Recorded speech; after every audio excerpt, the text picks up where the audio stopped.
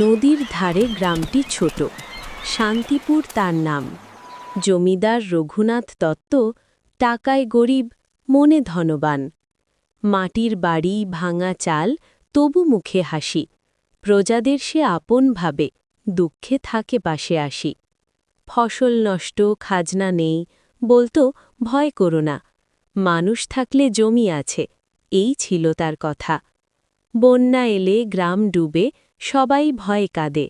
জমিদার আগে ছুটে যায়, মানুষ বাঁচাতে ঝাঁপায় কাঁদে। ধনী এলো লোভের কথা, জমি নিতে চায়।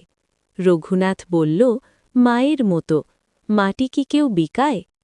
সবাই মিলে বাঁধ গড়ল, হাতে কাদা, ঘামে ভেজা।